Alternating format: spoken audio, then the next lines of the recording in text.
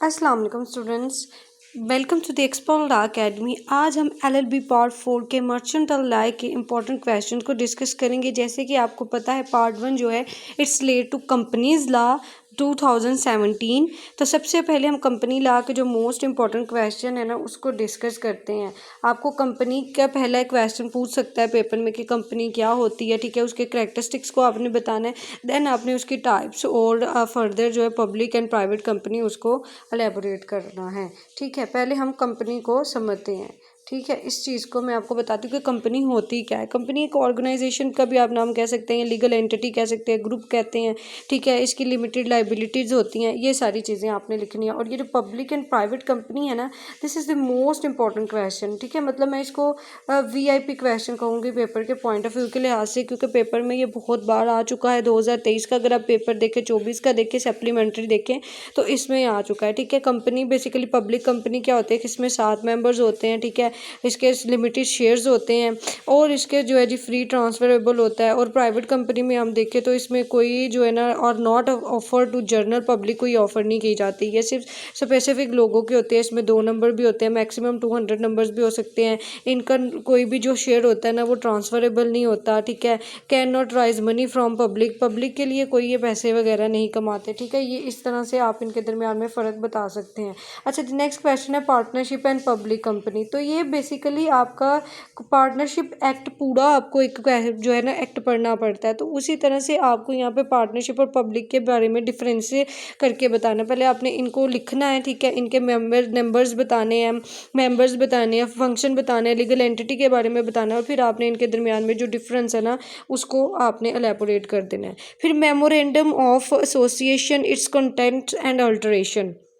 This is the most important question. Memorandum and alteration, ये जो article है ये दोनों वो पेपर में पूछ लेता होता है कि मेमोरेंडम क्या होता है, ठीक है। आपने बताना है कि एमओए जो है जी एक चार्टर है कंपनी का जिसके तहत कंपनी जो है वर्क करती है।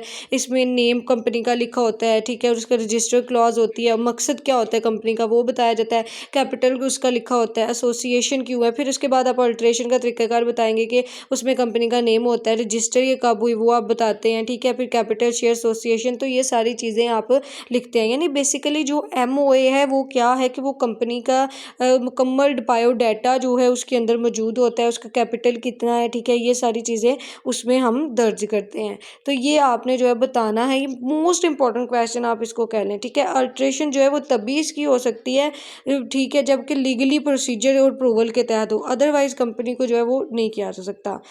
नेक्स्ट क्वेश्चन है article of association, content, alteration, limitation, difference between article and association of memorandum of association. तो ये क्वेश्चन किसी भी तरह से आपको आ सकता है कि मेमोरेंडम और आर्टिकल दोनों पे नोट लिखें या इनके दरमियान डिफरेंस लिखें। मैं इनको इकट्ठा ही लेके चलूँगी। इनके जो आर्टिकल स्पेसिफिक हैं आपकी बुक के ऊपर, ठीक है, कंपनीज एक्ट में, वहाँ से आपने करना है। आर्टिकल में आप क्या लिखेंगे कि मैटर्स जो शामिल होते हैं, शेयर कैपिटल लिख सकते हैं, कॉल्स ऑन शेयर लिख सकते हैं, leans on share, journal meeting लिख सकते हैं, वाइंड अप ये कब की जाएगी कंपनी, बोरिंग, ये सारी चीज़ें आप इसमें लिख सकते हैं। नेक्स्ट मोस्ट इंपॉर्टेंट क्वेश्चन है transfer of share procedure and restriction, reduction of share capital. ये जो रिडक्शन ऑफ शेयर कैपिटल है ना ये बहुत इंपॉर्टेंट पोर्शन है, ये आता है पेपर में। शेयर क्या होता है और रिडक्शन ऑफ शेयर कैपिटल पर आप नोट लिखें। शेयर जो voluntarily transfer of ownership of share by shareholder to another person in a manner prescribed by company act and companies article, तो इसको हम शेयर कहते हैं। प्रोसीजर क्या होता है, एग्जीक्यूशन ऑफ ट्रांसफर डीड के तहत किया जा सकता है या स्टैम्प ड्यूटी के तहत किया जा सकता है, judgment of document, board of approval के तहत, एंट्री इन रजिस्टर मेंबर, ये सारे इसके प्रोसीजर हैं।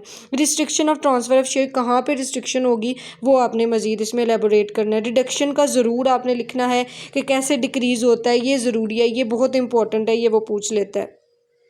वॉलंटरली वाइंडिंग अप या कंपल्सरी वाइंडिंग अप कंपनी, ये इंपॉर्टेंट क्वेश्चन है, मतलब वीआईपी क्वेश्चन है। यहाँ तक जो 6 क्वेश्चन है ये आपके बहुत इंपॉर्टेंट है। और नंबर 8 पे जो डायरेक्टर है, ठीक है, ये तो मैं आपको कहूँगी कि आप किसी भी हाल में ना छोड़ें। वाइंडिंग अप कंपनी में आप बता सकते हैं कि कंपनी को कब जो है वो डिसॉल्व किया जाता है, कब उसको एंड किया जाता है, ठीक है। डिफरेंट तरह से होता है इसका प्रोसीजर, आपने बताना है कि बोर्ड ऑफ डायरेक्टर जो है जी वो अपॉइंट होते हैं या स्पेशल रेजोल्यूशन के थ्रू या नोटिस के थ्रू या फिर गजट के थ्रू, तो ये सारा प्रोसीजर आप लिख सकते हैं। ऑडिटर, कंपनी के क्या होते हैं, ठीक है। ऑडिटर के बारे में आपको आ सकता है, ऑडिटर की अप्रूवल क्या होती है, रिमूवल क्या होते हैं, ये आपने बताना है, ठीक है। ये आप बता सकते हैं कि क्या चीज़ है जी, इसको आपने बताना है कि एक माहिर शख्स होता है कंपनी का, जितने भी माली मामलात होते हैं, खातों की जांच पड़ताल होती है, उसको इसने देखना होता है, सही टाइम पे बताना होता है, ठीक है। कंपनी का जो लॉस आया उसके बारे में इसने मुकम्मल जो है वो गाइडलाइन देनी होती है।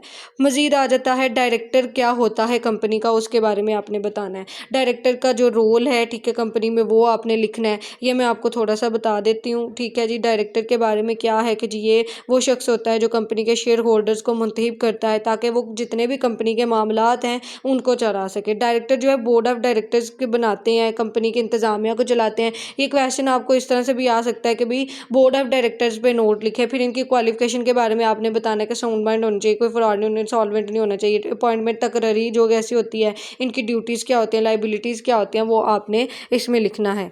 Further a process of incorporation. अच्छा जी, अब इनकॉर्पोरेशन देख रहे थे हम। इनकॉर्पोरेशन होता है कि लीगल प्रोसेस जिसमें एक कंपनी को रजिस्टर करवाया जाता है, ठीक है, कंपनीज एक्ट के मुताबिक, वो आपने बताना है। फर्दर हम आगे चलते हैं जिसमें जी असेंशियल ऑफ पार्टनरशिप, ये बहुत इंपॉर्टेंट है। असेंशियल ऑफ पार्टनरशिप के बारे में आपने पेपर में बताना है, पार्टनरशिप क्या फर्म होती है, ठीक है, इसके बारे में आपने नोट लिखना है। थोड़े से हम इसके एसेंशियल डिस्कस कर लेते हैं कि इसमें मुआहदा होता है, ठीक है, कानूनी कारोबार होता है, म्यूचुअल एजेंसी होती है, शेयरिंग ऑफ प्रॉफिट होता है, ठीक है। ये आप इसकी हेडिंग बना के तो पेपर में इसको दर्ज कर सकते हैं, ठीक है, ये चीज़ होती है, आपने ये बताना है। अब फर्दर लाइबिलिटी जो है पार्टनरशिप एक्ट में वो क्या होती है उसको हम डिस्कस कर लेते हैं कि लाइबिलिटी जो है जी, इसको हम अमूमन उर्दू में कहें तो ये जो है जी आप कह सकते हैं कि ज़िम्मेदारी है, ठीक है। लेकिन मज़ीद हम इसको यहाँ पे एलेबोरेट करेंगे कि ये क्या होती है। ये बेसिकली आप कह सकते हैं कि जो शराकतदारी में ज़िम्मेदारियाँ ऐड होती हैं ना, कि ये आपने काम करना है, ये आपने काम करना है, मुश्तरका ज़िम्मेदारियाँ, इनफरादी ज़िम्मेदारी, वो चीज़ आती है। उसके बाद होल्डिंग आउट इन पार्टनरशिप जो है ना, ये देखते हैं कि ये क्या चीज़ होती है। होल्डिंग आउट भी देखते हैं। डेजोल्यूशन ऑफ पार्टनरशिप, ये पार्टनरशिप के साथ ही मिलता जुलता होता है, ठीक है, इसने आपने उसके साथ ही इसको पढ़ लेना है। लेकिन जो होल्डिंग आउट है कंपनी में, उसमें आपने ये देखना होता है कि कंपनीज एक्ट के मुताबिक ये बनाई जाती है, ठीक है। इसमें होल्डिंग सब्सिडरीज आ जाती हैं, पार्टनरशिप कंपनीज आ जाती हैं, ये सारा प्रोसीजर आता है।